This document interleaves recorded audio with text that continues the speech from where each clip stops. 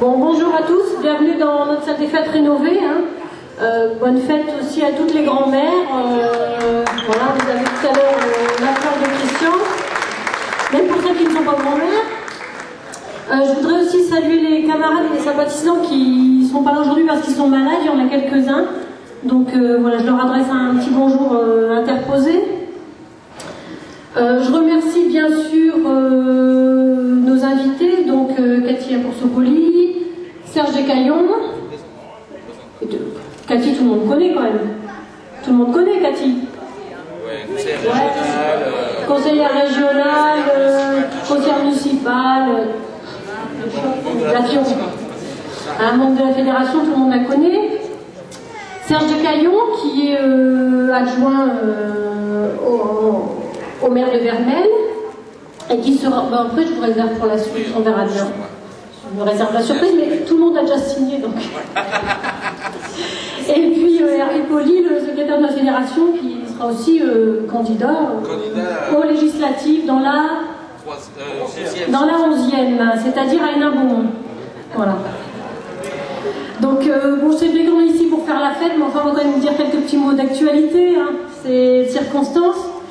Donc, bon, moi, ce que je voulais dire, c'est qu'effectivement, le mois de mars ne nous réussit pas, hein, pour les populations, parce qu'en mars 2011, j'évoquais, alors on est à la salle Carin, le pacte de compétitivité, hein, le pacte des rapaces qui a été signé fin mars, qui a été voté fin mars par le Parlement européen.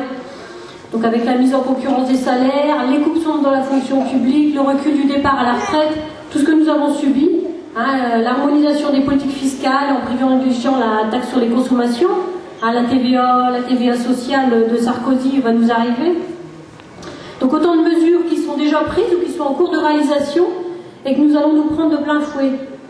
Et donc cela se répète cette année puisqu'il y a 2 jours a été signé un autre traité qui enfoncera les peuples européens encore plus dans la rigueur. Hein, donc moi, il me faut un petit peu penser Sarkozy et Merkel à Attila, quoi. En fait, après leur passage, il restera quoi en Europe? La pauvreté, la précarité. Voilà ce qu'ils vont nous laisser. Donc encore une fois, donc la majorité des Français ne sera pas bien informée, ou très peu ou très mal. Hein. Qu'est-ce qu'on entend dans les médias? On entend parler des petits mots de Le Pen, des phrases que de DSK, du fromage de chèvre au salon de l'agriculture, mais on entend très peu parler de ces choses-là. Pourtant, ce traité européen qui impose la règle d'or c'est quoi? C'est la limitation des déficits dans tous les pays de la zone euro. Il va affecter notre vie quotidienne bien plus que tout. Hein. Donc services publics auxquels on demande d'être compétitifs qui vont être complètement détruits, diminution des dépenses sociales, effondrement des investissements publics. Donc une rigueur plus comme on n'en a jamais connu, c'est ce qui va nous arriver. Et donc pour sauver qui? Pour sauver quoi? Les actionnaires, les banquiers, etc. Donc Sarkozy dit être courageux, parce on l'a souvent entendu dire, moi j'ai du courage politique, hein, j'ose, hein. Mais il a surtout ne pas osé demander aux populations de soumettre un référendum. Il aurait dû soumettre un référendum, ça aurait été vrai courage. On sait très bien ce qu'il a fait des référendums, hein. Donc il s'assoit dessus tout simplement. Et puis on a des camarades socialistes qui n'ont pas été non plus très courageux. Ils se sont abstenus sur le vote du mécanisme européen de stabilité. Alors ça c'est encore un sigle à la 642. C'est simplement il va accompagner le traité actuel.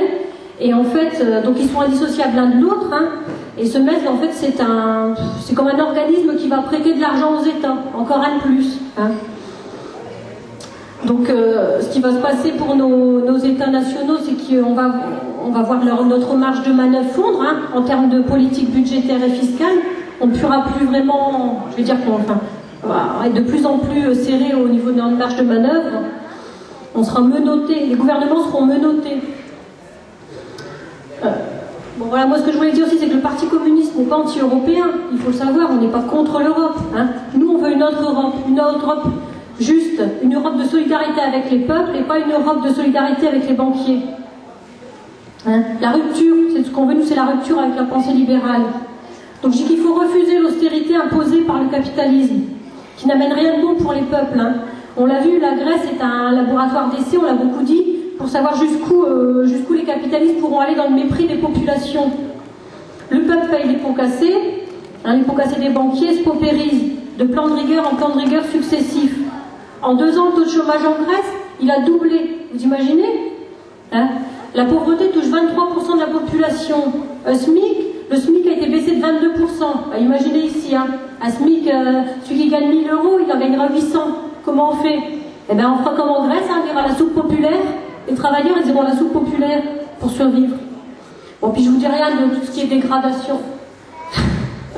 Non mais, je vous dirais ce qui est dégradation des services hospitaliers, des services sociaux.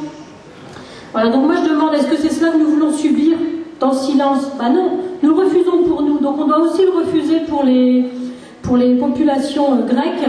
Et il y a une pétition qui va tourner aussi, je pense qu'on va pouvoir l'amener pour la faire tourner après, en soutien au peuple grec. Voilà, donc tout simplement, il faudra sanctionner Sarkozy aux prochaines élections, hein. Voter massivement Parti communiste, Front de gauche, pour qu'une force véritablement à gauche, hein, pèse sur les décisions du prochain gouvernement et du prochain Parlement.